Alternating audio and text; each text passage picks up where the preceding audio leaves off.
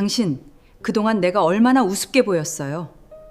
주말 아침 7시 손때 묻은 운동 가방을 챙겨 들고 현관을 나서는 남편의 등 뒤로 차가운 새벽바람이 쓸려 들어오더군요. 벌써 6달째 단 한 번의 예외도 없이 주말과 공휴일마다 반복되는 그 뒷모습을 보며 식어버린 국그릇을 앞에 둔 채 나는 그저 닫힌 현관문만을 한참 동안 바라보아야 했습니다. 오늘 같은 날까지 꼭 나가야 하느냐는 내 목소리는 밖으로 내뱉지 못한 채 입안에서 맴돌았습니다. 남편은 뒤도 돌아보지 않고 건강관리를 위한 산악회 모임에 늦는다며 엘리베이터 버튼을 연신 눌러대었습니다. 30년 고단했던 직장 생활을 끝내면 주말에 함께 따뜻한 차를 마시며 느긋한 노후를 보낼 수 있을 거라 믿었던 내 소박한 꿈은 그 무심한 말과 함께 서서히 의구심으로 변해가고 있었습니다. 함께 살아오며 단 한 번도 남편의 정직함을 의심해 본 적 없던 나였기에 내 안에서 나도 모르게 나오는 이 서늘한 불씨는 가슴 한구석을 송곳으로 찌르듯 아프게 후벼파고 있었습니다. 평일에 남편은 여느 은퇴한 60대 가장과 다를 바 없이 온순하고 평범한 모습이었습니다. 아침 늦게 일어나 거실 TV를 켜고 내가 끓여주는 찌개에 밥을 먹으며 집 앞 공원을 한 바퀴 도는 것으로 하루를 보내곤 했습니다. 30년간 가정을 위해 헌신했으니 이제는 집에서 마음 편히 쉬는 것이 당연하다 생각했고 나 역시 남편의 은퇴 후 일상에 적응하려 정성을 다했습니다. 평생을 성실 하나만 믿고 살아온 사람이었기에 퇴직 후 찾아온 여유를 함께 누리는 것만으로도 지난 세월의 고생이 다 보상받는 기분이었더군요. 하지만 월요일부터 금요일까지 이어지던 그 평온함은 이상하게도 금요일 밤만 되면 기묘한 긴장감으로 바뀌고는 했습니다. 남편은 금요일 저녁이 되면 괜스레 내 눈치를 보며 휴대폰을 손에서 놓지 않았고 잠자리에 들 때조차 알람을 몇 번이고 확인하며 휴대폰 화면을 바닥 쪽으로 돌려놓곤 했습니다. 그리고 어김없이 찾아오는 토요일 아침이면 남편은 마치 중요한 출근이라도 하는 사람처럼 일찍 눈을 뜨고 서둘러 외출 준비를 마쳤습니다.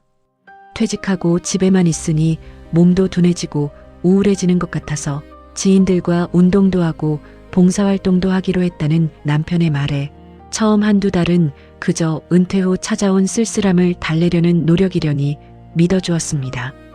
평생 바람 한 번 피우지 않고 매달 월급을 알뜰히 가져다주며 성실하게 살아온 남편이었기에 주말마다 나가는 남편에게 섭섭한 마음이 들면서도 내색하지 않으려 애를 썼더군요. 어쩌면 평생 가장이라는 중압감 속에서 사느라 못해본 취미생활을 이제야 즐기는 것일지도 모른다고 스스로를 다독이면서 남편의 가방에 따뜻한 물병을 챙겨 넣어주기도 했습니다. 하지만 그 외출은 달이 거듭될수록 점점 더 기괴해지고 노골적으로 변해갔습니다. 주말 아침 일찍 나간 남편은 해가 완전히 넘어간 저녁 9시나 10시가 되어서야 겨우 집에 들어왔고 어디서 무엇을 했느냐고 물으면 그저 동호회 회원들과 약속이 길어졌다거나 운동 끝나고 약주 한잔하느라 늦었다는 건조한 대답만 되풀이했습니다. 지친 표정으로 안방으로 들어가는 남편의 옷가지에서는 이상하게도 항상 집에서 쓰지 않는 낯선 섬유유연제 향기와 미세한 화장품 향이 은은하게 풍겨 나오곤 했습니다.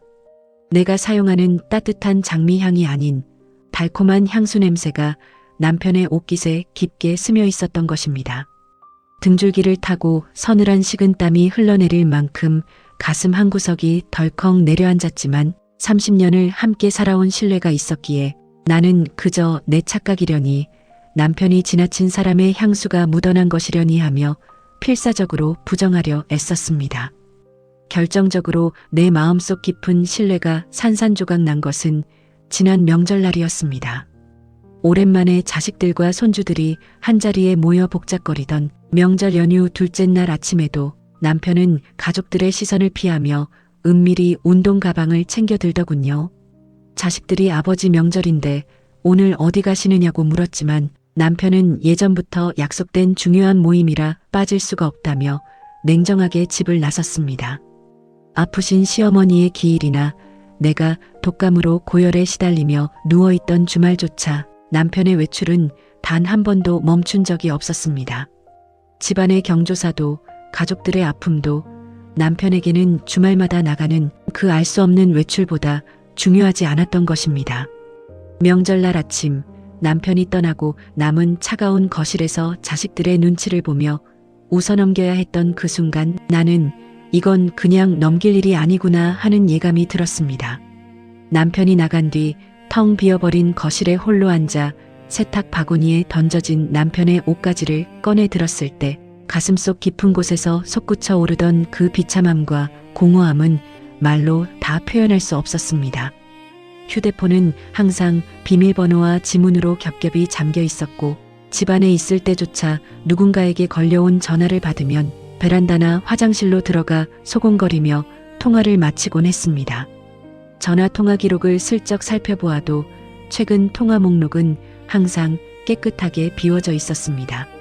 무언가를 철저하게 숨기고 지우고 있다는 증거가 남편의 일상 곳곳에 뚜렷한 흔적으로 남아 있었던 것입니다.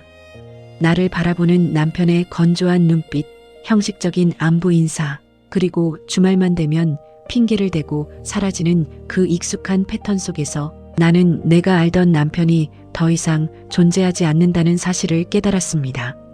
내가 30년 동안 남편이 정말 이 사람이 맞을까? 캄캄한 안방 침대에 누워 밤늦게 돌아올 남편의 발소리를 기다리며 나는 밤새도록 눈물을 흘려야 했습니다. 정년퇴직을 하면 우리 두 사람에게 평화롭고 따뜻한 노년이 찾아올 거라 믿었던 내 모든 기대는 이미 허물어지고 없었지요. 평일에 다정한 눈빛 뒤에 숨겨진 그 서늘한 거짓말의 정체가 무엇인지, 주말마다 남편이 달려가는 그곳에 과연 무엇이 기다리고 있는지 나는 이제 더 이상 눈을 감고 모른 척할 수 없다는 사실을 깨달았습니다.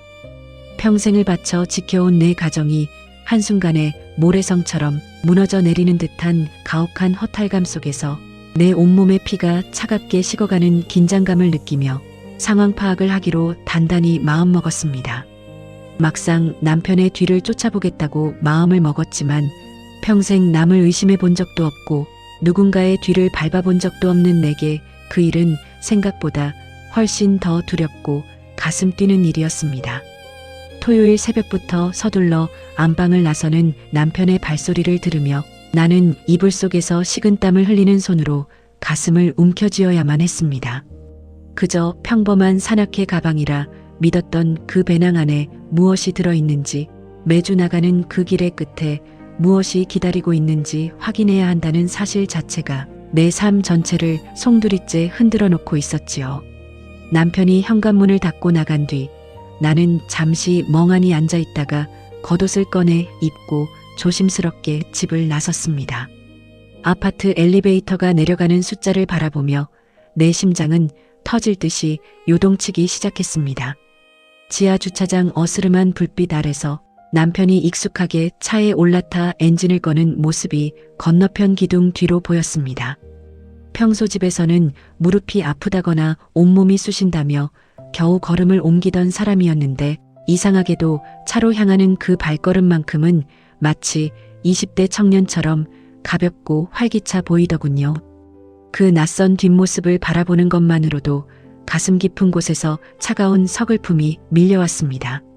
나를 두고 어디론가 향하는 저 사람의 마음속에 이미 나의 자리는 존재하지 않는다는 사실을 그 가벼운 발걸음 하나가 너무나 잔인하게 증명해주고 있었던 까닭입니다.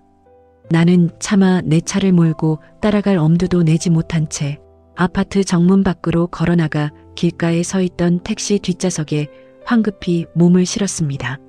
남편의 흰색 승용차가 도로 위로 미끄러져 나가고 내가 탄 택시가 그 뒤를 일정하게 간격을 두고 따라붙더군요. 택시기사 아저씨는 라디오에서 나오는 잔잔한 음악에 맞춰 흥얼거렸지만 차창 밖을 바라보는 내 눈앞은 뿌옇게 흐려져 아무것도 보이지 않았습니다. 남편의 차는 매주 간다던 근처 도봉산이나 수락산 입구 쪽이 아닌 전혀 다른 방향인 외곽순환도로를 타고 시외 쪽으로 빠져나가고 있었습니다. 20분, 30분이 지나고 창밖의 풍경이 낯선 시외의 신도시 단지로 바뀌어갈 때쯤 내 가슴속 마지막 희망의 조각마저 바스러져 내리고 있었습니다. 친구들과 산행을 가거나 지인들과 운동을 하러 간다던 남편의 말은 전부 나를 안심시키기 위한 차가운 거짓말이었음이 시시각각 드러나고 있었으니까요. 도착한 곳은 나지막한 산이나 운동장이 아닌 신도시 외곽에 새로 들어선 높다란 오피스텔 단지 앞이었습니다. 남편은 익숙한 동작으로 지상 주차장에 차를 대고는 뒷좌석에서 운동 가방이 아닌 근처 마트의 알록달록한 장바구니를 꺼내 들더군요. 그 장바구니 안에는 싱싱한 과일과 아이들이 좋아할 만한 과자 상자들이 가득 담겨 있는 것이 멀리서도 또렷하게 보였습니다. 평생 집에서 장 한 번 제대로 본 적 없고 내가 사온 과일조차 손도 대지 않던 사람이었습니다. 그런 남편이 너무나 다정한 표정으로 그 장바구니를 소중하게 안아들고 오피스텔 입구로 들어서고 있었습니다. 건물 입구 유리문 너머로 남편이 엘리베이터 버튼을 누르자 오피스텔 로비 한쪽에서 한 여성이 다가오더군요. 나보다 훨씬 젊어 보이는 차분한 차림의 여성이었습니다. 그 여성은 너무나 자연스럽게 남편이 들고 있던 장바구니를 나누어 들었고 남편은 그 여성의 어깨를 토닥이며 무어라 다정하게 말을 건넸습니다. 30년을 함께 살아오면서 내게 단 한 번도 보여주지 않았던 세상에서 가장 따뜻하고 평온한 미소를 머금은 채였습니다. 두 사람이 함께 엘리베이터에 올라타고 문이 닫히는 그 짧은 순간 동안 나는 택시 안에서 숨도 쉬지 못한 채 그 장면을 눈에 담아야 했습니다. 그들의 모습이 사라진 뒤에도 나는 차에서 내리지도 못하고 오피스텔 건물을 멍하니 바라보며 서 있었습니다. 머릿속이 텅 비어버리고 손발끝부터 피가 빠져나가는 듯한 극심한 현기증이 밀려왔더군요. 소리를 지르거나 달려가서 남편의 멱살을 잡아야 마땅한 상황이었지만 이상하게도 목구멍에서는 아무런 소리도 나오지 않았습니다. 내가 지켜온 가정이, 내가 청춘을 바쳐 이끌어온 내 삶이 참으로 허망하게 부서져 내렸다는 그 참혹한 공허함만이 나를 짓누르고 있었습니다. 내가 집에서 홀로 식은 밥을 먹으며 주말을 보내는 동안 남편은 이곳에서 누군가의 다정한 남편이자 따뜻한 보호자로 두 번째 삶을 누리고 있었던 것입니다. 오피스텔 앞 작은 카페 창가에 앉아 찬물을 연거푸 마시며 그 건물을 바라보는 동안 2시간 남짓 지나 남편이 다시 모습을 드러냈습니다. 이번에는 혼자가 아니었습니다. 그 여성과 함께 4-5살 남짓 되어 보이는 어린아이의 손을 양쪽에서 나누어 잡고 걸어 나오고 있더군요. 남편은 아이가 떼를 쓰자 허리를 굽혀 아이를 번쩍 안아들었고 아이는 남편의 목을 끌어안으며 깔깔거리며 웃었습니다. 남편은 그 아이의 볼에 입을 맞추고 옆에 서 있는 여성의 손을 잡은 채 근처 공원 쪽으로 한가롭게 걸어갔습니다. 그 완벽하고 따뜻한 가족의 풍경 속에서 나는 그저 철저하게 배제된 이방인이자 유령에 불과했습니다. 집으로 돌아오는 택시 안에서 나는 단 한 방울의 눈물도 흘리지 못했습니다. 너무나 거대한 충격과 배신감은 슬픔조차 마비시켜버리더군요. 30년 동안 성실함이라는 탈을 쓰고 나를 속여온 사람, 내가 아이들을 키우고 시부모를 모시며 뼈가 부서져라 고생하는 동안 뒤에서는 철저하게 분리된 또 하나의 가정을 꾸리고 있었던 그 남자가 바로 내가 평생을 믿고 의지했던 내 남편이었습니다. 집에 돌아와 캄캄한 거실에 앉아 남편이 돌아올 밤 시간을 기다리는 동안 내 안에 무언가가 서서히 차갑고 날카롭게 변해가고 있음을 느꼈습니다. 슬픔에 주저앉아 눈물만 흘리는 허망한 인내를 버리고 나는 남편의 가방에 묻은 낯선 향수 냄새 뒤에 숨겨진 진실을 반드시 내 손으로 파헤치겠노라 차갑게 다짐했습니다. 일요일 밤 10시가 다 되어서야 들어온 남편은 평소처럼 산악회 가방을 거실 한 구석에 무심히 던져두더군요. 주말 내내 운동을 하고 와서 온몸이 뻐근하다며 엄살을 부리는 남편의 얼굴에는 불과 몇 시간 전 오피스텔 앞에서 어린아이를 안고 짖던 그 다정한 미소의 잔향이 여전히 옅게 남아있는 듯 했습니다. 나는 아무런 내색도 하지 않은 채 남편이 벗어둔 외투를 받아들고 따뜻한 물로 샤워나 하라며 욕실로 들어가는 남편의 등 뒤로 조용히 욕실 문을 닫아주었습니다. 물소리가 들려오기 시작하자 목구멍이 바짝 말라붙으며 숨이 턱 막혀오기 시작했습니다. 함께 살며 단 한 번도 남편의 소지품에 손을 대본 적이 없던 내가 마침내 남편의 거짓말이 담긴 차가운 소지품 속으로 손을 집어넣어야 하는 순간이 온 것입니다. 남편의 바지 주머니에서 묵직한 지갑을 꺼내들고 안방 조명 아래서 카드를 한 장씩 확인했습니다. 지갑 안쪽에는 내가 모르는 또 다른 은행의 신용카드가 2장이나 깊숙이 꽂혀 있더군요. 평소 남편이 월급 통장과 연동되어 있다며 보여주던 카드와는 완전히 다른 남편 명의의 은밀한 카드들이었습니다. 심장이 미친 듯이 뛰는 것을 억누르며 그동안 모아둔 지갑 속 조그만 영수증들과 주머니 구석에서 나온 지출 내역들을 차근차근 펼쳐보았습니다. 주말 외출 시간대에 맞춰 남편의 동선과 결제 내역들이 눈앞에서 잔인할 정도로 선명한 숫자로 나열되기 시작했습니다. 산에 간다던 토요일 오후 1시 외곽 신도시의 대형마트에서 아이들이 먹는 간식과 그리고 고급 과일들이 백화점 수준의 금액으로 결제되어 있더군요. 일요일에는 근처 소아과 의원의 진료비 내역이 그리고 오피스텔 근처 카페와 아이들 장난감 매장에서 결제된 내역들이 수두룩했습니다. 그 숫자 하나하나가 내 가슴을 날카로운 송곳으로 후벼 파는 것 같았습니다. 지난 수개월 동안, 아니 어쩌면 훨씬 더 오랜 세월 동안 남편은 주말마다 다른 사람들의 생활비를 대주고 아이의 병원비를 지불하며 완벽한 가장의 역할을 해내고 있었던 것입니다. 30년을 한 이불을 덮고 자고 하루에도 수없이 얼굴을 맞대며 살아왔던 내 남편이었습니다. 내가 아는 남편은 과일값 몇천 원에도 알뜰함을 따지고 집안 살림살이가 조금만 허술해져도 혀를 찰 만큼 검소하고 무뚝뚝한 사람이었습니다. 그런데 지갑 속 영수증이 말해주는 남편은 내가 단 한 번도 본 적 없는 넉넉하고 다정한 타인이었습니다. 내가 아는 남편의 일상이 사실은 가짜였고 내가 믿어온 세월이 그저 남편이 완벽하게 연기해낸 가식에 불과했다는 참혹한 허탈감이 가슴을 무겁게 짓눌러 왔습니다. 눈물이 뺨을 타고 흘러내렸지만 나는 입술을 깨물며 그 카드 명세서와 영수증들을 휴대폰 카메라로 하나씩 또렷하게 사진으로 남겨두었습니다. 남편이 샤워를 마치고 김이 모락모락 나는 얼굴로 욕실에서 나오자 나는 지갑을 원래 있던 바지 주머니 속에 완벽하게 넣어두고 평소처럼 로션을 챙겨주었습니다.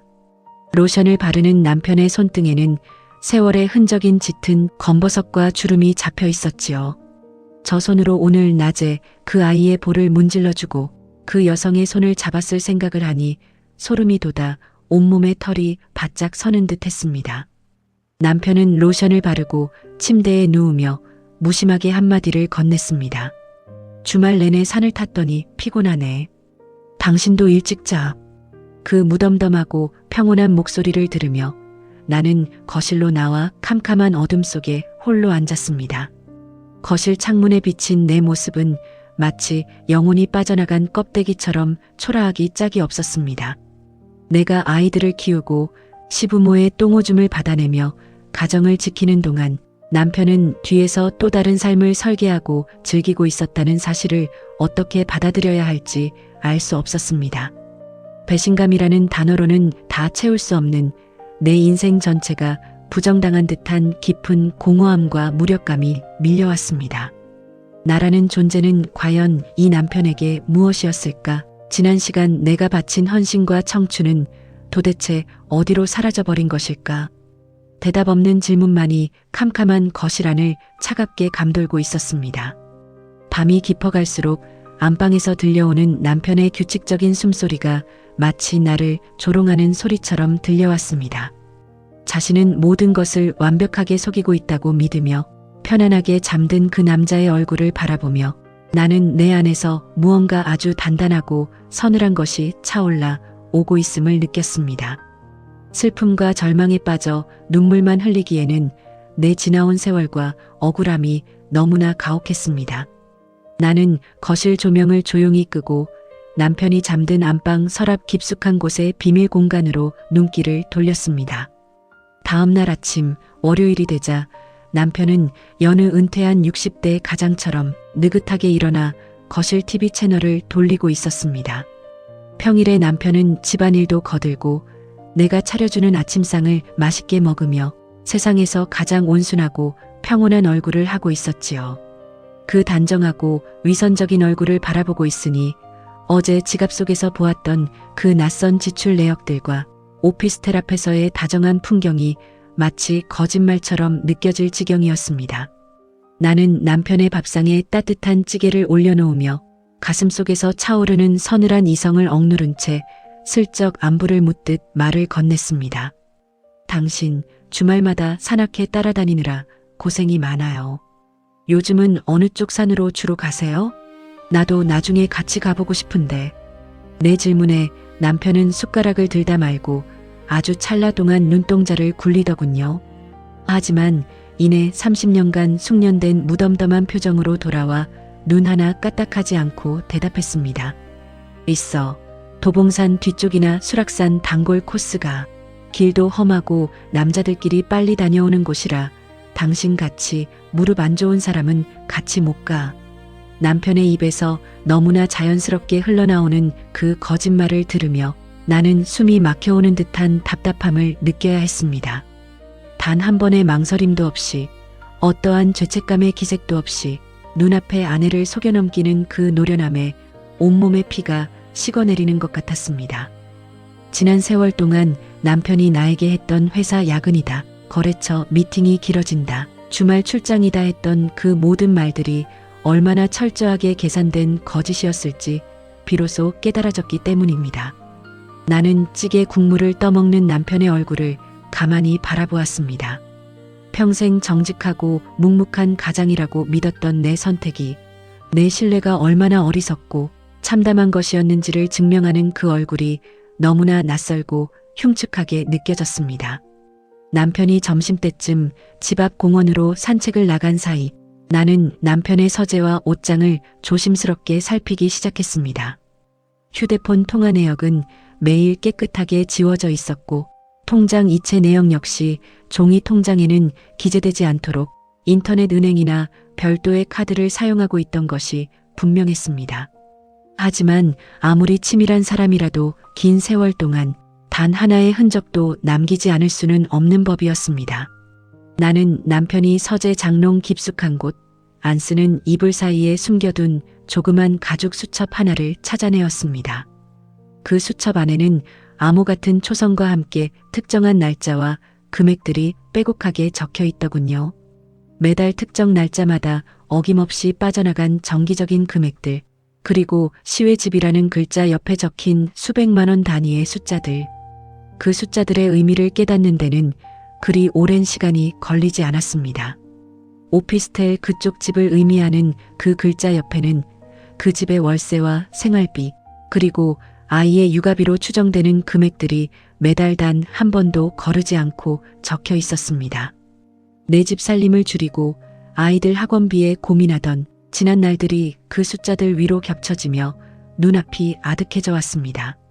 나는 그 수첩의 모든 페이지를 촬영한 뒤 다시 원래 있던 이불 속 깊은 곳에 정확하게 숨겨두었습니다. 가슴속에서는 당장이라도 수첩을 남편의 얼굴에 던져버리고 소리를 지르고 싶은 분노가 솟구쳤지만 나는 주먹을 쥐고 피가 나도록 손톱을 살에 파묻으며 참아냈습니다. 지금 감정적으로 폭발해버린다면 남편은 오리발을 내밀듯 변명을 늘어놓거나 증거를 인멸하고 두 번째 집으로 도망쳐버린 것이 뻔했기 때문입니다. 억울하고 원통해서 사지가 떨려왔지만 나는 더욱더 완벽하게 모르는 척을 해야만 했습니다. 산책을 마치고 돌아온 남편은 내가 차려놓은 따뜻한 차를 마시며 거실 소파에 편안하게 누워 TV를 시청하더군요. 그 평온하고 유유자적한 모습을 바라보며 나는 속으로 날카로운 칼을 다듬었습니다. 남편이 만들어 놓은 그 가짜 평화의 울타리를 그가 가장 안심하고 방심하고 있을 때 단 한 번의 철퇴로 산산조각 내주겠다고 결심했습니다. 다음 주 토요일 아침에도 남편의 외출 준비는 어김없이 시작되었습니다. 평일 동안 집에서 푹 쉬어 기운이 넘치는지 남편은 아침 일찍부터 등산복을 차려입고 가방을 챙기더군요. 그 단정한 얼굴로 나에게 다녀오겠다는 인사를 건네고 현관문을 나서는 남편의 등 뒤를 바라보며 나는 미리 준비해 두었던 외출용 가방을 들고 조용히 그 뒤를 따라 나섰습니다. 지난주에는 그저 충격 속에서 택시를 타고 쫓아가느라 정신이 없었지만 이번에는 오피스텔 호수와 그 여자의 동선까지 내 눈으로 똑똑히 파악해서 물러설 수 없는 기록으로 남겨야만 했습니다. 남편의 차가 외곽 신도시의 오피스텔 단지 주차장으로 들어섰고 내가 탄 택시도 건너편 상가 건물 그늘 밑에 조용히 멈춰 섰습니다. 차 안에서 숨을 죽인 채 창밖을 지켜보기를 10여 분, 남편이 지하 주차장에서 엘리베이터를 타고 올라갔는지 잠시 후 오피스텔 단지 내 산책로 쪽으로 모습을 드러내더군요. 남편의 곁에는 나보다 10여 년은 더 젊어 보이는 그 차분한 차림의 여성과 분홍색 원피스를 입은 어린아이가 함께 걸어오고 있었습니다. 햇살 아래서 세 사람이 함께 걸어오는 그 모습은 너무나 완벽하고 다정한 한 가족의 풍경이었습니다. 남편은 집에서 나와 함께 길을 걸을 때면 항상 세 걸음쯤 앞서서 성큼성큼 걸어가곤 하던 사람이었습니다.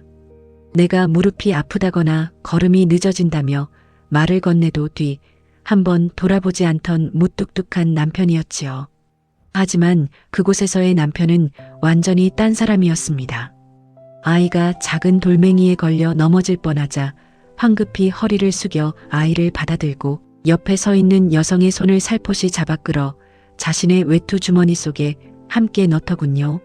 함께 살아오면서 내게 단 한 번도 보여주지 않았던 세상에서 가장 따뜻한 배려가 그곳에서는 자연스럽게 흐르고 있었습니다. 그 여성 역시 편안한 표정으로 남편의 어깨에 고개를 기대며 무어라 이야기를 나누었고 남편은 고개를 끄덕이며 세상에서 가장 흐뭇한 미소를 짓고 있었습니다. 그 생소한 미소를 바라보는 순간 시야가 번쩍이며 다리 힘이 스르르 풀리는 듯 했습니다. 남편에게 나는 그저 집안을 돌보고 아이들을 키워주는 사람에 불과했던 것인지 그의 진짜 마음은 철저하게 분리된 이 오피스텔 안에 숨겨져 있었던 것인지 가슴이 어지러워져 왔습니다.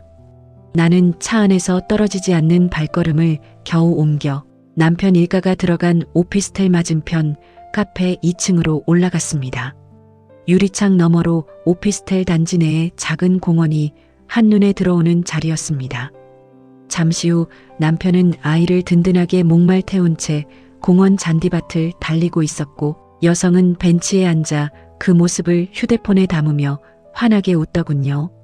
아이가 깔깔거리며 웃을 때마다 남편은 아이를 안아 올려 하늘 높이 띄워 올렸고 그 모습은 지나가는 다른 주민들이 보아도 부러워할 만큼 행복한 가족의 모습 그 자체였습니다. 그 풍경을 바라보는 동안 내 입안은 바짝바짝 말라갔습니다. 내가 집에서 홀로 식은 밥을 차려 먹으며 주말을 보내는 동안 내가 독감으로 고열에 시달리며 남편의 따뜻한 말 한마디를 그리워하는 동안 남편은 이곳에서 누군가의 완벽한 보호자이자 아빠로서 시간을 보내고 있었던 것입니다. 내 청춘과 바꾼 세월이 내 모든 순정과 신뢰가 가치없이 버려졌다는 사실에 비명조차 지르지 못하고 가슴을 쥐어짜야만 했습니다. 공원에서 한참 동안 아이와 놀아주던 남편은 해가 서산으로 넘어가며 서늘한 바람이 불어오자 아이를 따뜻하게 감싸 안고 여성과 함께 다시 오피스텔 건물 안으로 들어갔습니다. 그들이 들어간 건물 3층의 한 창문에 불이 밝혀지고 얇은 커튼 너머로 세 사람의 따뜻한 그림자가 비치더군요. 남편이 식탁에 앉아 음식을 집어먹고 여성과 아이가 남편의 곁에 붙어 앉아 도란도란 이야기를 나누는 그 그림자의 움직임을 바라보며 나는 카페 창가에 멍하니 서 있었습니다.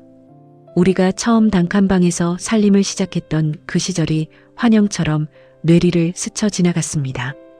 돈이 없어 아이 돌잔치도 제대로 해주지 못하고 남편의 월급 봉투를 받으면 몇만 원의 적금을 넣기 위해 가계부를 쓰고 또 쓰며 밤을 지새우던 그 고단했던 날들이 떠올랐지요. 그때 나는 우리가 함께 고생하고 언젠가 따뜻하고 평온한 노년이 찾아올 거라 믿었습니다.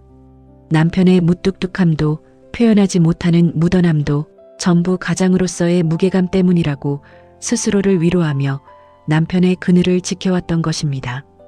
하지만 지금 저 창문에 비친 남편의 모습은 내 가혹한 믿음을 완전히 비웃고 있었습니다.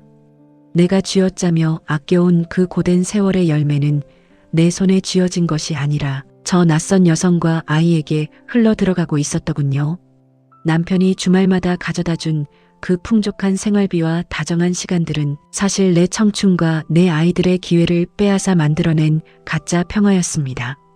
나는 남편의 진짜 삶을 지탱해주기 위한 껍데기에 불과했다는 사실에 가슴 깊은 곳에서 거대한 허탈감이 밀려왔습니다. 눈물이 눈시울을 적셨지만 이번에는 예전처럼 슬퍼서 흘리는 눈물이 아니었습니다. 내 가슴 속에서 피어오르던 슬픔과 배신감은 어느새 서서히 차갑고 단단한 감정으로 굳어가고 있었지요. 남편이 오랜 세월 동안 쌓아올린 이 거짓말, 나를 속이고 우리 가정을 기만한 그 행동에 대해 이제는 정당한 대가를 치르게 해야겠다는 생각이 머릿속을 채우기 시작했습니다. 아무런 대책 없이 저 문을 부수고 들어가 고함을 지르고 멱살을 잡아봤자 남편은 오리발을 내밀며 나를 다독이려 할 것이 뻔했더군요. 내가 흘린 피눈물과 허송세월한 시간들을 생각해서라도 더 이상 남편의 거짓말을 그냥 넘겨줄 수는 없었습니다. 그동안 참아온 내 가슴속의 울분은 이제 슬픔을 넘어 남편이 저지른 일들을 차근차근 바로잡아야겠다는 냉정한 다짐으로 바뀌어가고 있었습니다. 밤 8시가 넘어가자 오피스텔 입구에서 남편이 혼자 걸어 나오더군요. 여성과 아이의 배웅을 받으며 아쉬운 듯 몇 번이고 뒤를 돌아보던 남편의 얼굴은 다시 집으로 돌아가기 위해 익숙한 무뚝뚝한 가장의 표정을 되찾아가는 중이었습니다. 차에 올라타 엔진을 꺼는 남편의 모습을 바라보며 나는 먼저 택시를 타고 집으로 향했습니다. 집으로 돌아가는 차 안에서 나는 더 이상 단 한 방울의 눈물도 흘리지 않았습니다. 어두운 안방 침대에 누워 있다가 1시간 뒤 현관 도어록 소리와 함께 들어온 남편이 산행 핑계를 대면서 들어왔습니다. 주말 외출을 마치고 평일이 돌아오자 그 사람은 다시 집에서 온순한 은퇴자의 모습으로 일상을 이어갔습니다. 아침 늦게 일어나 TV를 보고 내가 끓여준 국에 밥을 말아먹는 그 평범한 모습 뒤에 얼마나 거대한 가식이 숨어 있는지 생각하면 숨이 턱 막혀오곤 했지요. 하지만 단순한 미행 사진만으로는 수십 년간 빼돌린 재산의 규모나 법적 증거를 증명하기 부족했습니다. 제대로 된 단서를 잡기 위해 그이가 평소 절대 손대지 못하게 막던 서재 구석을 뒤져보아야만 했습니다. 그이가 평일 오후에 집 앞 기원이나 도서관으로 시간을 보내러 나간 사이 나는 서재로 들어갔습니다. 평소 서재 구석의 옛날 이불장과 책장 깊숙한 곳만큼은 내가 청소해주겠다고 해도 손사래를 치며 엄포를 놓곤 했던 장소였지요. 반평생을 함께 살면서 그 사람의 비밀 공간을 이렇게 뒤지는 날이 올 줄은 꿈에도 몰랐습니다. 오래된 앨범들과 먼지 쌓인 봉투들을 지나 장롱 맨 안쪽 깊숙한 곳에서 빛바랜 가죽 가방 하나가 나왔습니다. 잠금 장치가 걸려 있었지만 평소 자주 쓰던 아이들 생일과 우리 결혼 기념일 조합을 몇 번 입력하자 툭 하고 가방이 열리더군요. 그 안에는 우리 집 살림과는 아무런 상관도 없는 빛바랜 기록들과 서류철이 가지런히 정돈되어 들어 있었습니다. 그중 첫 장을 넘기는 순간 나는 손끝이 차갑게 식어버려 다음 장을 넘기지 못하고 한참 동안 가만히 서 있어야만 했습니다. 그곳에서 나온 것은 날짜가 또렷하게 찍힌 오피스텔의 임대차 계약서였습니다. 보증금 수천만 원에 매달 거액의 월세가 지불되는 조건이었고 임차인 이름에는 그 사람의 도장이 또렷하게 찍혀 있었지요. 그뿐만이 아니었습니다. 계약서 아래에는 그쪽 여성의 이름으로 발행된 통장 사본들과 오래전부터 매달 정기적으로 송금된 입금 확인서들이 차곡차곡 묶여 있었습니다. 주말마다 달려가던 그 두 번째 집은 불과 몇 년 전의 일탈이 아니라 무려 15년이라는 세월 동안 철저하게 유지되어 온 또 하나의 완벽한 살림이었던 것입니다. 그 세월의 숫자를 확인하는 순간 시야가 아득해지며 거센 현기증이 밀려왔습니다. 사실 15년 전은 우리 집 아이들이 한창 고등학교와 대학교에 진학하며 등록금과 학원비로 가장 돈이 많이 들어가던 시기였습니다. 그 사람은 매달 월급날이 되면 회사 사정이 어렵다느니 물가가 올라 살림하기 힘들다느니 하며 나를 달달 볶아대었지요. 나는 아이들 기죽이지 않으려고 밤마다 남몰래 식당 일과 마트 알바를 뛰며 손마디가 굵어지도록 고생을 했습니다. 가계부에서 몇만 원이라도 아껴보려고 추운 겨울에도 난방을 제대로 켜지 않고 온수 사용을 줄여가며 허리띠를 졸라매던 시절이었습니다. 내가 그렇게 피눈물을 흘리며 가정을 지키고 있을 때 그 사람은 뒤에서 딴 집을 얻어주고 그쪽 생활비와 집세를 매달 대주고 있었던 것입니다. 내가 아이들 학원비 몇십만 원에 밤잠을 설치며 고민하던 그 시기에 그쪽 집에 보증금을 올려주고 풍족한 살림을 대어주며 이중 생활을 해오고 있었습니다. 내 고생과 청춘을 쥐어짜서 만든 돈이 정작 내 아이들이 아닌 그쪽 살림을 윤택하게 만드는 데 쓰였다는 사실에 가슴이 갈갈이 찢겨나가는 듯 했습니다. 가방 안쪽 봉투에서는 또 다른 사진들과 기록들이 계속해서 나왔습니다. 오래전부터 찍힌 그 여성과의 유원지 사진들, 주말 출장이라며 집을 비웠던 날들에 찍힌 여행 사진들, 그리고 수년 전 그쪽 아이가 태어났을 때의 병원 출산 기록과 100일 돌잔치 사진들까지 차곡차곡 정리되어 있더군요. 그 사람은 그쪽 아이의 돌잔치에서 아빠라는 이름으로 하객들에게 인사를 하고 아이를 안고 환하게 웃고 있었습니다. 정작 우리 아이들 돌잔치 때는 회사 일로 바쁘다며 겨우 30분 만에 얼굴만 비추고 자리를 떠났던 사람이었습니다. 그 수많은 증거를 보고 있으니 배신감이라는 단어로는 다 표현할 수 없는 거대한 공허함이 나를 덮쳐왔습니다. 긴 세월 동안 그 사람은 나를 지독하게 속여왔던 것입니다. 매일 저녁 집에 들어와 내가 차려준 밥을 먹고 주말이면 산에 간다며 나간 그 모든 시간이 전부 완벽하게 계산된 연극이었습니다. 나라는 존재는 그 사람의 진짜 삶을 지탱해주기 위해 집안일을 하고 자식을 키워주는 그저 무급가사 도우미에 불과했다는 자괴감이 밀려왔지요. 지나온 세월 동안 내가 건네었던 신뢰와 애정이 얼마나 어리석고 비참한 것이었는지 깨달아졌습니다. 기록들을 하나씩 제자리에 정돈해 넣으면서 내 안에서 서서히 눈물이 말라갔습니다. 이제는 슬퍼할 힘조차 남아있지 않았고 그 자리에 차갑고 단단한 냉정함이 들어서더군요. 15년 동안 나를 속이며 만들어낸 그 위선적인 평화를 나 역시 당장은 깨트리지 않기로 했습니다. 아무런 법적 준비나 대책도 없이 소리를 지르고 물건을 던져봤자 돌아오는 것은 그 사람의 적반하장식 변명이나 재산 빼돌리기 뿐일 것이 명확했기 때문입니다. 나를 완벽히 속여왔듯 나도 그이가 방심할 때까지 철저하게 아무것도 모르는 척을 해야 했습니다. 나는 가방 속의 기록들과 사진들, 그리고 임대차 계약서와 입금 내역서들을 하나도 빠짐없이 휴대폰으로 또렷하게 촬영했습니다. 손에 식은땀이 고였지만 사진 구도가 흔들리지 않도록 숨을 죽이고 하나하나 남겨두었지요. 이 사진들은 내 청춘을 짓밟은 죗값이자 앞으로 내 삶과 노후를 지키기 위해 꺼내 들어야 할 가장 확실한 증거들이었습니다. 서류를 원래 상태로 완벽하게 묶어 가방에 넣고 잠금 장치를 걸어둔 뒤 서재 깊숙한 곳에 그대로 가져다 놓았습니다. 오후 늦게 산책을 마치고 돌아온 그 사람은 거실 소파에 누워 TV를 켜더군요. 당신 오늘 기분이 별로 안 좋아 보이네. 무슨 일 있어? 무심하게 묻는 그 목소리에 나는 아무렇지도 않은 표정으로 찌개를 데우며 대답했습니다. 아니에요. 날씨가 어두워서 그런가 몸이 좀 찌뿌둥하네요. 평소와 다름없는 내 무덤덤한 목소리에 그 사람은 아무런 의심도 하지 않은 채 다시 화면으로 고개를 돌렸습니다. 그 사람은 자신이 숨겨온 그 완벽한 비밀이 이미 내 손 안에서 깨끗하게 사진으로 남아있다는 사실을 전혀 알지 못했습니다. 식탁에 마주 앉아 밥을 먹는 동안 나는 그 사람의 도장이 찍힌 계약서 날짜를 머릿속으로 되뇌었습니다. 15년이란 세월 동안 우리 부부 통장에서 빼돌려진 정확한 자금의 출처를 확보하기 위해 나는 다음날 주거래 은행 창구로 향할 준비를 가만히 마쳤습니다.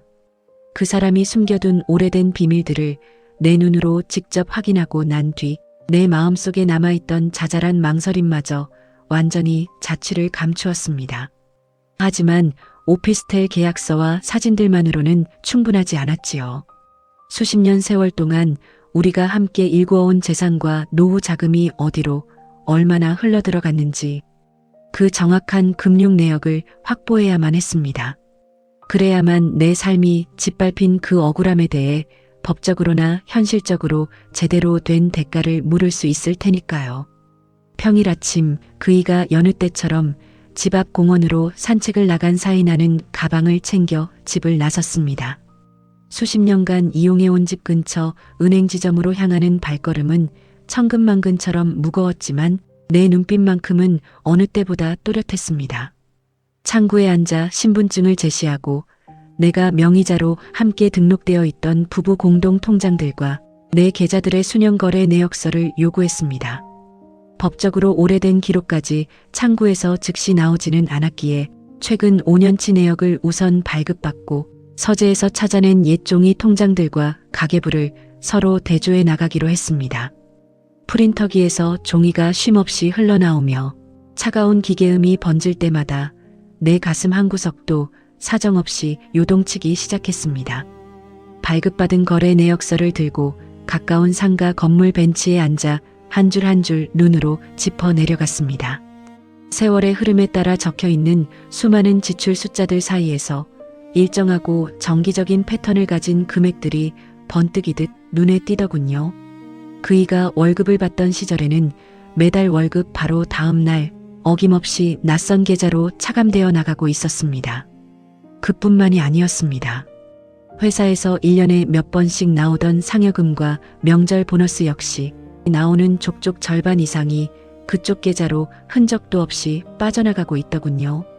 더욱 가슴을 후벼 파는 것은 정년퇴직을 즈음하여 일어난 금융 거래들이었습니다. 30년 고된 직장 생활의 대가로 받은 퇴직금 중 상당한 거액이 일시금으로 인출되어 어디론가 사라져 있었고 장차 부부의 노후를 책임져야 할 개인연금의 일부조차 매달 정기적으로 자동 이체되어 나가고 있었습니다. 우리 부부가 은퇴 후 함께 쓸 노후 자금이라 믿었던 그 소중한 돈들이 그쪽 집의 생활비와 아이의 교육비 그리고 그 여성의 명의로 된 예금 통장으로 차곡차곡 흘러들어가고 있었던 것입니다. 그 숫자의 기록들을 바라보고 있노라니 결혼 생활 내내 경제권을 넘기지 않은 남편의 의도가 충분히 납득이 가는 부분이었습니다. 너무 믿었던 탓에 힘들다고 하면 내가 벌어서라도 보태면 된다라고 생각한 시간들이 허망하게 다가왔습니다. 시장에서 몇백 원 차이로 창거리를 고르고 입을 옷 한 벌 제대로 사입지 않으며 적금을 모으던 내 삶이 사실은 남편의 두 집 살림의 걸음이 되어주고 있었다는 생각에 너무나 참혹했습니다. 내 자식들에게는 학원비 한 달치를 낼 때도 형편을 생각하라며 입을 다물게 했던 그 사람이 그쪽 아이에게는 아낌없이 돈을 쏟아붓고 있었습니다. 피처럼 새어나간 우리 집 살림들의 흔적을 바라보며 나는 내 손마디에 잡힌 굳은 살을 지그시 움켜쥐었습니다. 이 돈들은 단순히 종이에 적힌 숫자가 아니라 내가 청춘을 바치고 뼈가 부서져라 가정을 지켜낸 내 피와 땀의 결정체였습니다. 그 사람이 만들어낸 위선적인 속임수 때문에 내 삶의 정당한 대가들이 딴 사람의 주머니 속으로 흘러들어가는 것을 더 이상 가만히 두고 볼 수는 없었습니다. 나는 숨을 깊게 내쉬며 그 거래 내역서들을 서류 봉투 깊숙이 넣어 가방에 가만히 담았습니다. 집으로 돌아오는 길 마트에 들러 그이가 좋아하는 차돌박이와 싱싱한 채소들을 샀습니다. 겉으로는 아무것도 모르는 척 평소와 다름없는 무덤덤한 아내의 얼굴로 식사를 준비해야 했기 때문입니다. 아무리 가슴속에서 분통이 터져오르고 당장이라도 서류 봉투를 던져버리고 싶어도 지금은 절대 내색을 겉으로 드러낼 때가 아니라는 것을 잘 알고 있었습니다.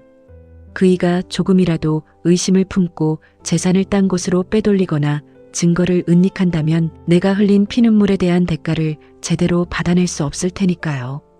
오후 늦게 집으로 들어와서 내가 차려놓은 따뜻한 저녁상 앞에 앉아 소주 한 잔을 기울이며 기분 좋게 밥을 먹더군요. 역시 당신이 끓여주는 찌개가 제일 입에 맞네. 아무렇지도 않게 던지는 그 묻어난 말 한마디가 가시가 되어 내 목구멍을 조여오는 듯 했습니다. 그이가 내 앞에서 순진한 척 밥을 삼키는 동안 나는 속으로 차갑게 나를 세우고 있었습니다. 저 평온한 얼굴 뒤에 얼마나 지독한 셈법이 들어앉아 있는지, 그리고 본인이 만들어 놓은 그 가짜 평화가 언제까지 유지될 거라 믿고 있는지 가만히 건너다 보았습니다. 식사를 마치고 안방으로 들어간 그이가 TV를 보는 동안 나는 조용히 서재로 들어가 내가 모아둔 증거 자료들을 정돈하기 시작했습니다. 주말에 현장에서 찍어둔 사진들, 그리고 오늘 발급받은 수년간의 은행 거래 내역서까지 남편이 수년간 나를 속이며 쌓아온 그 은밀한 기록들이 이제는 온전히 내 손안에서 단단한 서류철로 쌓여가고 있었습니다. 가슴이 사정없이 요동쳤지만 나는 눈동자 하나 흔들리지 않고 그 서류들을 차분하게 정리해 나갔습니다. 남은 평일 동안 그이는 자신이 완벽하게 나를 속이고 있다고 착각하며 늘 그렇듯 집에서 편안한 시간을 보냈습니다. 주말이 오면 또다시 산행을 핑계로 그쪽 집으로 달려갈 생각에 은근히 마음이 떠있는 표정이었지요. 그이가 내 눈치를 살피며 휴대폰을 만지작거릴 때마다 나는 아무것도 모르는 어수룩한 아내처럼 굴며 그이에게 따뜻한 차를 내어주었습니다. 가식적인 평화의 울타리 안에서 그이가 방심하면 할수록 내 마음은 단단하고 치밀해지고 있었습니다. 저녁이 되고 캄캄해진 거실 창가에 서서 바깥 풍경을 바라보며 나는 내 지나온 세월을 조용히 반추해 보았습니다. 아이들을 다 키워내고 시부모를 다 모신 뒤 찾아온 내 60대의 노년이 이런 배신과 속임수로 얼룩질 줄은 꿈에도 몰랐습니다. 하지만 지나간 슬픔에 빠져 내 남은 인생마저 잿더미로 만들 수는 없었습니다.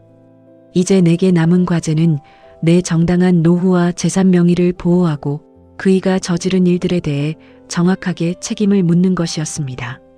나는 서류 봉투에 적힌 유출 금액의 총합을 계산해 본 뒤 이 완벽한 기록들을 들고 찾아갈 법률 전문가의 주소를 메모장에 적어 내려갔습니다. 증거가 차곡차곡 쌓여갈수록 마음 한구석에서는 자식들에게라도 이 사실을 털어놓고 의지하고 싶은 마음이 굴뚝 같았습니다. 내 손으로 키워낸 아이들이니 어미의 이 참혹한 심정을 누구보다 깊이 이해해 줄 거라 믿었기 때문입니다. 하지만 몇 번이고 전화기 버튼을 누르려다 가만히 손을 거두었습니다. 아직 가정을 이루고 제 삶을 살아가느라 바쁜 자식들에게 늙은 부모의 이 추악한 비극을 짐으로 얹어주고 싶지 않았고 자칫 감정적으로 자식들이 먼저 나섰다가 그이가 눈치를 채고 재산을 딴 곳으로 은닉할 위험도 있었기 때문입니다. 결국 나는 자식들 대신 홀로 법률사무소가 밀집한 거리를 찾았습니다. 긴 세월 동안 가정을 지키며 살기만 했던 내가 이혼 전문 변호사 사무실 문을 열고 들어서기까지 발걸음마다 가슴이 타들어가는 듯 했습니다. 자리에 앉아 차분한 눈빛의 변호사를 맞이하고 그동안 가방 속 서류 봉투에 모아두었던 자료들을 하나씩 테이블 위에 펼쳐 놓았습니다. 오피스텔 계약서 사본, 주말의 현장 사진들, 그리고 수년간의 은행 거래 내역서까지 서류를 하나씩 검토하는 법률 전문가의 얼굴에 가벼운 놀라움과 함께 씁쓸한 기색이 스쳐 지나갔습니다. 변호사는 긴 시간 동안 부부관계를 유지하면서 이렇게 치밀하게 이중생활이 이어져 온 정황, 그리고 거액의 재산이 지속적으로 유출된 흔적들이 매우 명확하다고 하더군요.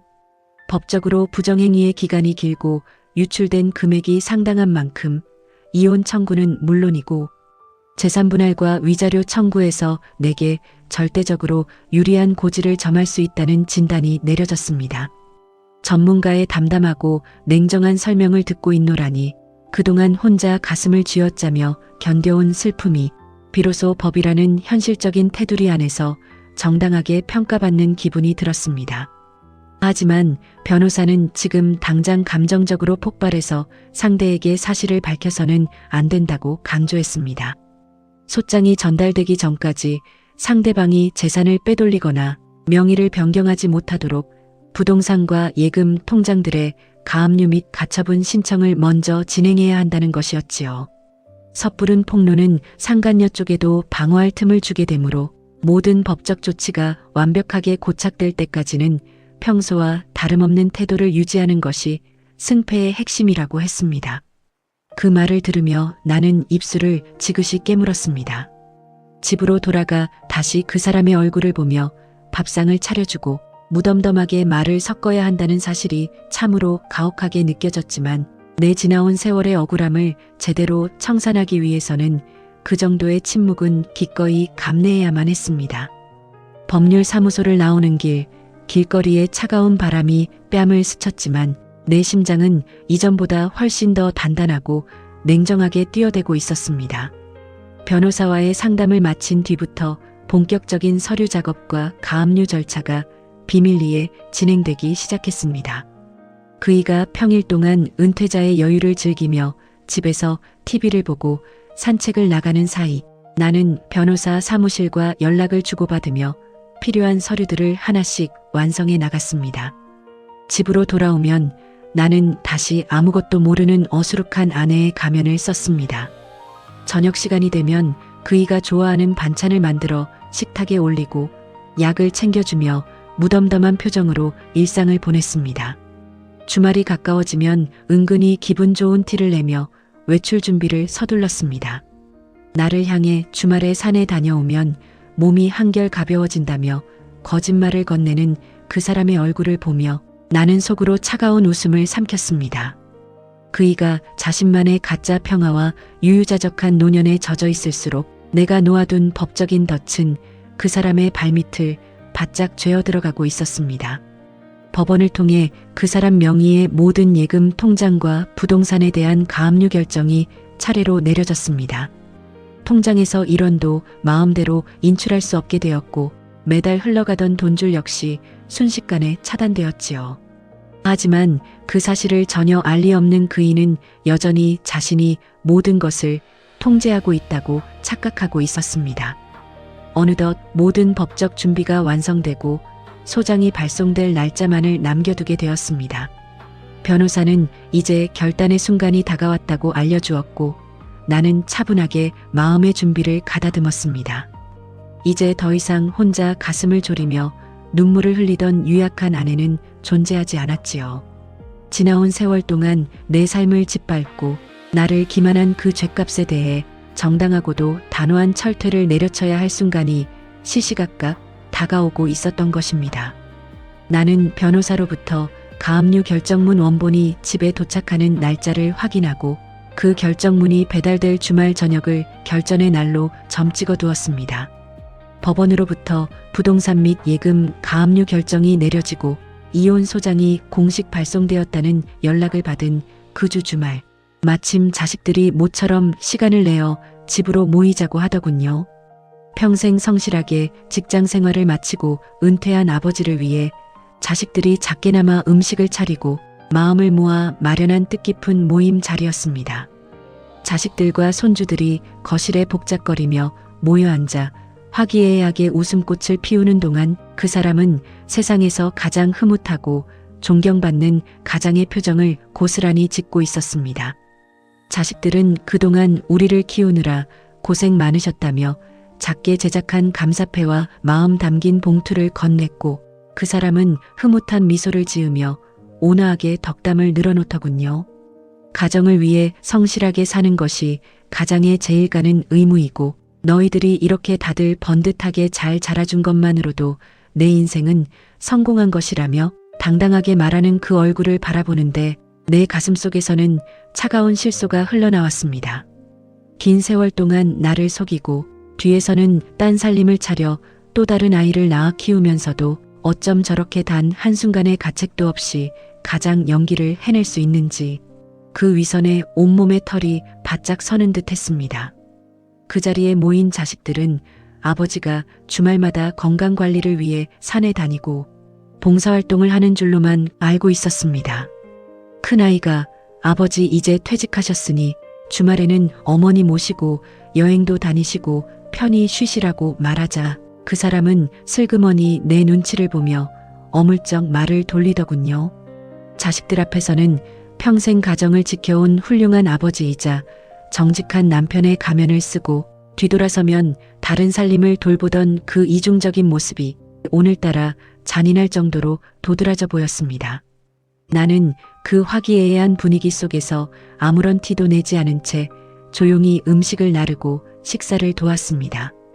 가방 속 깊은 곳에 들어있는 서류 봉투의 묵직한 감촉을 느끼며 내 안의 차가운 이성을 가만히 가다듬었지요. 당장 자식들 앞에서 그 사람의 가면을 벗겨버리고 망신을 줄 수도 있었지만 자식들에게 평생 자랑스러웠던 부모의 기억을 한순간에 추악한 비극으로 더럽히고 싶지는 않았습니다.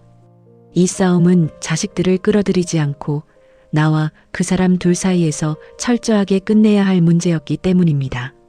저녁자리가 모두 끝나고 자식들이 각자의 집으로 돌아간 뒤 밖에서는 차가운 밤바람 소리가 베란다 창문을 두드리며 조용히 들려오기 시작했습니다. 자식들에게 존경한다는 말을 들은 그 사람은 기분이 좋은지 약주 기운에 취해 거실 소파에 깊숙이 묻혀 편안한 표정을 짓고 있더군요.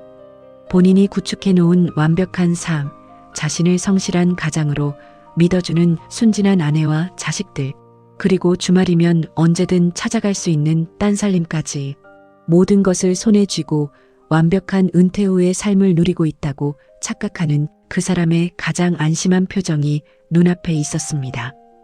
이 모든 화목한 풍경이 사실은 내 피눈물과 고통을 단단히 딛고 세워진 가짜 탑이라는 사실을 떠올리자 내 가슴속 깊은 곳에서 조용히 마침표를 찍어야 할 순간이 왔음을 직감했습니다. 나는 소파에서 눈을 감고 느긋하게 숨을 내쉬는 그 사람의 평온한 모습을 가만히 내려다보며 거실의 불빛을 조금 어둡게 조율했습니다. 30년간 참아왔던 내 삶의 진실을 마주해야 할 시간이 바로 이 안방 거실에서 차갑게 시작되고 있었습니다. 나는 조용히 안방으로 걸어 들어가 가방 깊숙이 숨겨두었던 두툼한 서류 봉투를 꺼내 들었습니다. 15년 전에 오피스텔 임대차 계약서, 매달 빠져나간 거액의 입금 내역서, 그리고 주말마다 어린아이와 함께 다정한 시간을 보내던 사진들이 차곡차곡 담긴 봉투였습니다. 손끝으로 전해지는 그 서류들의 차가운 촉감은 지난 세월의 피눈물처럼 서늘하고 묵직하게 가슴을 짓눌렀습니다. 거실로 다시 걸어 나와 소파에 누워있는 그 사람 앞 티테이블 위로 나는 아무런 소리도 지르지 않고 그 서류 봉투를 가만히 올려놓았습니다. 툭 하는 조용한 소리에 그 사람이 눈을 스르르 뜨며 무심하게 나를 바라보더군요. 이게 뭐냐고, 무슨 서류인데 그러냐고 묻는 그 사람의 목소리는 여전히 무덤덤하고 평온했습니다. 본인의 삶을 송두리째 무너뜨릴 폭탄이 눈앞에 놓여 있다는 사실을 전혀 알지 못하는 무지한 표정이었습니다. 나는 아무 말도 없이 봉투 안의 내용물들을 하나씩 꺼내어 그 사람 눈앞에 차분하게 펼쳐놓기 시작했습니다. 임대차 계약서 위에 선명하게 찍힌 남편의 도장, 매달 그쪽 여성의 통장으로 송금된 입금 내역들, 그리고 화창한 햇살 아래서 그쪽 어린아이를 목말 태우고 환하게 웃고 있는 그 사람의 사진들이 테이블 위를 가득 채웠습니다. 그 내용물들을 하나씩 확인해가는 그 사람의 눈동자가 순식간에 거세게 흔들리기 시작하더군요. 평온하던 그 사람의 얼굴에서 핏기가 순식간에 싹 빠져나가며 흙빛으로 변해갔습니다. 입술이 파르르 떨리고 서류를 집어드는 손가락이 갈피를 잡지 못한 채 손을 떨고 있었습니다.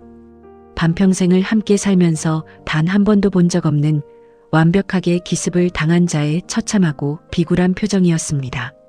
당신 이게 다 뭐냐고, 이걸 어디서 났느냐고 얼버무리는 그 사람의 목소리는 이미 억눌린 당황함으로 크게 갈라져 있었습니다.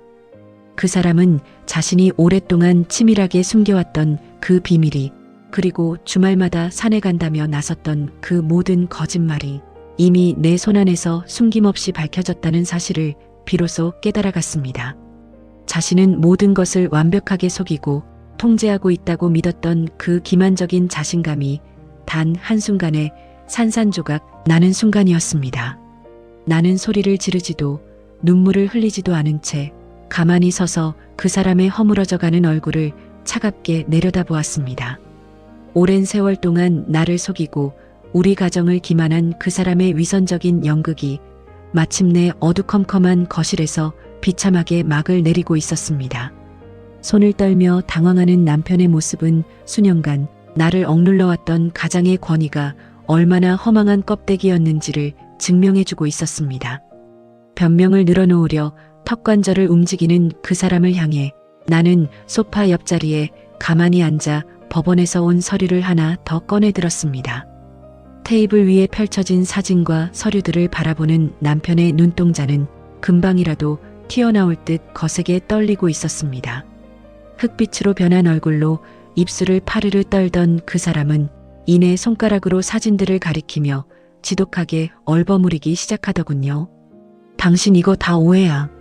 내가 아는 지인이 사정이 딱해서 잠깐 도와준 거고 저 아이도 내 아이가 아니야. 산악회 모임에서 알게 된 사람이라는 어이없는 변명을 하더군요. 묵묵한 가장으로 살아왔던 입에서 흘러나오는 변명은 기가 막힐 정도로 구차하고 비굴했습니다. 나는 그 사람의 변명을 가로막지도 않은 채 그저 차가운 눈빛으로 그 입술이 움직이는 모양을 가만히 바라보았습니다. 어쩌면 마지막 순간까지 저렇게 뻔뻔하게 거짓을 늘어놓을 수 있는지 가슴 깊은 곳에서 서늘한 실소가 흘러나왔지요. 거짓말로 가득 찬 그 사람의 목소리가 거실 공기를 차갑게 더럽히고 있었습니다. 그 사람의 두서없는 변명이 잠시 끊어진 순간 나는 아무런 고함도 지르지 않고 낮고 단정한 목소리로 입을 열었습니다. 주말마다 그곳에서 아빠 노릇을 하며 과일을 사고 아이를 목마 태우던 날들의 기록을 하나씩 담담하게 늘어놓기 시작했지요. 내가 단 한 번의 흔들림도 없이 정확한 동선과 숫자들을 짚어나가자 변명을 늘어놓던 입이 굳어버렸습니다. 더 이상 무슨 거짓말로도 이 상황을 빠져나갈 수 없다는 사실을 깨달은 그 사람의 얼굴에서 수십 년간 유지되어 온 가장으로서의 권위가 한순간에 껍질 벗겨지듯 떨어져 나갔습니다. 주말마다 나를 안심시키며 건강관리하러 산에 다녀오겠다고 말하던 그 단정한 입술이 이제는 공포와 당황함으로 덜덜 떨리고 있었습니다. 더 이상 내가 알던 성실하고 엄격한 가장이 아니었습니다. 그저 가짜 행복을 누리다가 덫에 걸린 비겁하고 비굴한 범죄자의 모습에 불과하더군요. 나는 테이블 위에서 마지막 서류 한 장을 더 꺼내어 그 사람의 손끝에 가만히 내려놓았습니다. 바로 법원에서 발송된 이혼 소장과 모든 부동산 및 예금 통장에 내려진 가압류 결정 통지서였습니다. 그리고 그동안 그쪽 집으로 유출된 수억 원대의 재산에 대한 반환 청구와 상간녀를 상대로 한 위자료 청구 소송이 이미 동시에 시작되었음을 단호한 어조로 알려주었습니다. 그 통지서를 확인한 그 사람은 비로소 사태의 심각성을 깨달은 듯 억소리를 내며 차가운 거실 바닥에 무릎을 꿇더군요. 반평생을 살아오며 내 앞에서 단 한 번도 고개를 숙인 적 없던 사람이었습니다. 내가 밤낮으로 고생할 때도 당연한 듯 대접받았던 그 단단한 가장이 마침내 내 발 아래 바짝 엎드려 떨리는 손으로 내 옷자락을 잡으려 손을 뻗어왔습니다. 바닥에 무릎을 꿇은 그 사람은 내 옷자락을 잡으려 애쓰며 비참하게 용서를 구하기 시작했습니다. 여보, 내가 잘못했어. 한 번만 용서해줘. 자식들 알면 어쩌려고 그래. 내가 다 정리를 할 테니 제발 이번 한 번만 덮어줘. 그 사람의 목소리는 이제 가식적인 권위는 온데간데 없이 오직 모든 것을 잃을지도 모른다는 공포로 가득 차서 사정없이 흔들리고 있더군요. 그 사람은 끝까지 자기 자신이 저지른 죄와 내게 준 피눈물은 돌아보지 않고 오직 자신에게 찾아올 망신과 불이익만을 두려워하고 있었습니다. 자식들에게 알려질까봐 겁을 내고 본인의 소중한 재산과 명예가 박살날까봐 무릎을 꿇고 애원하는 그 이기적인 모습에 내 가슴속에 남아있던 한 떨기 연민마저 완전히 사라져버렸습니다. 수십 년을 한 이불을 덮고 산 내 남편이라는 사람이 결국 이렇게나 초라하고 이기적인 존재에 불과했다는 사실에 가슴이 서늘해져 왔지요. 나는 내 옷자락을 붙잡으려는 그 사람의 손을 차갑게 털어내었습니다. 자식들 걱정을 하는 사람이 그렇게 오랜 시간 동안 우리 가족을 속였나요? 내 청춘과 내 아이들의 기회를 빼앗아 딴집 살림을 대어줄 때는 자식들 얼굴이 떠오르지 않았나요? 거칠게 쏟아내는 질문 앞에 그 사람은 아무런 대답도 하지 못한 채 그저 차가운 거실 바닥에 이마를 찌우며 읍소할 뿐이었습니다. 그이가 저지른 수십 년 세월의 속임수는 단순히 한 번의 실수나 일탈로 치부할 수 있는 것이 아니었습니다. 내 인생 전체를 부정하고 우리 가족의 노후와 평화를 밑바닥부터 짓밟아버린 지독한 기만이었습니다. 나는 무릎을 꿇은 그 사람의 정수리를 내려다보며 이 사람과의 목적지를 다시 한번 확인했습니다. 그 사람은 모든 재산이 압류되어 돈도 인출할 수 없게 되었다는 사실에 안절부절 못하며 손을 떨었습니다. 자신이 주말마다 달려가 풍족하게 되어주던 생활비 역시 오늘부로 완전히 끊어졌음을 깨달았기 때문입니다. 수년 동안 두 살림을 오가며 모든 것을 누릴 수 있다고 착각했던 위선적인 이중 생활이 오늘 완벽하게 산산조각이 나버렸습니다. 나는 바닥에 엎드려 있는 그 사람을 그대로 둔 채 조용히 안방으로 들어가 가방의 도장과 신분증을 챙겨서 다음 절차를 밟기 위해 집 문을 열었습니다. 내가 진행해 놓은 법적 조치들이 본격적으로 집행되기 시작하면서 오랜 세월 세워둔 가짜 평화는 우리 집뿐만 아니라 오피스텔 단지까지 사정없이 무너뜨리기 시작했습니다. 법원에서 발송한 상간녀 위자료 청구 소장과 부동산 가압류 통지서가 전달되었기 때문입니다. 오랜 세월 동안 남의 남편을 탐하고 남의 피눈물 앞에서 누려오던 풍족한 생활이 어긋나기 시작했기 때문입니다. 매달 정기적으로 흘러가던 거액의 돈 줄기가 단칼에 차단되었기 때문이었지요. 돈줄이 끊기고 법원에서 수천만 원대의 위자료 소장이 날아들자 즉시 거센 균열과 불화가 터져나오기 시작했습니다. 나중에 법률 대리인을 통해 들은 바로는 그 여성이 당황하여 전화를 걸어대며 악을 쓰면서 고함을 지르고 난리를 피웠다고 하더군요. 경험해보지 못한 경제적 압박과 소송의 공포에 휩싸인 채 결국 차가운 본색을 드러내었습니다. 수년 동안 다정한 남편이자 아빠로 대접해주던 그 태도는 온데간데 없이 돈 한 푼 가져오지 못하고 자신에게 법적 소송까지 얹어준 그 사람을 향해 집에서 쫓아내며 인연을 끊자고 요구했다고 합니다. 남의 가정을 파탄내고 얻어낸 그 가짜 애정은 경제적 능력이 상실되자마자 이토록 흉측하고 가벼운 껍데기에 불과했던 것입니다. 내가 자식들에게는 굳이 입을 열지 않았음에도 불구하고 법원에서 집으로 날아든 각종 서류와 가압류 통지서들을 통해 자식들 역시 아버지의 충격적인 이중 생활을 알게 되었습니다. 평생 성실하고 존경스러운 아버지라고 믿었던 자식들의 배신감은 말할 수 없을 만큼 거세었지요. 자식들은 아버지에게 깊은 실망과 분노를 표하며 외면하기 시작했고 큰아이는 아버지가 평생 지켜왔다는 그 가장의 명예가 얼마나 추악한 연극이었는지 일갈하며 발길을 끊었습니다. 양쪽 가정 모두에서 버림받고 자식들에게조차 외면당한 채 소파에 홀로 앉아 멍하니 벽만을 바라보더군요. 불과 얼마 전까지만 해도 가족들의 축하를 받으며 은퇴 후에 유유자적한 노년을 꿈꾸던 사람이라고는 믿기지 않을 만큼 그 어깨는 비참하게 굽어 있었고 눈동자는 영혼이 빠져나간 것처럼 퀭하게 꺼져 있었습니다. 수십 년 동안 나를 속이고 가정을 기만한 대가가 자신이 만든 거짓의 덫에 걸려 스스로를 완벽하게 고립시키는 비극으로 돌아온 것입니다. 자식들은 내 손을 꼭 잡으며 엄마 그동안 얼마나 혼자 힘들고 고생하셨어요 하고 내 편에 단단히 서주었습니다. 모든 일들이 마무리 단계로 접어든 시점에 새로 이사한 집에서 거실 정리를 하고 있을 때 모르는 번호로 휴대폰이 울렸습니다. 주저하다 전화를 받자 술에 취한 듯 웅얼거리는 그 사람의 비굴한 목소리가 들려오더군요. 당신 이제 속이 시원해? 나를 이렇게 바닥까지 짓밟아 놓으니 좋아? 당신도 평생 죄책감에 살게 될 거야. 홀로 남겨진 단칸방에서 비참하게 늙어가는 그 사람의 마지막 발악이자 원망 섞인 저주였습니다. 예전 같았으면 가슴이 떨렸을지도 모르지만 지금의 나는 차가운 목소리로 대답했습니다. 30년 동안 나를 속이고 가정을 짓밟은 건 당신이야.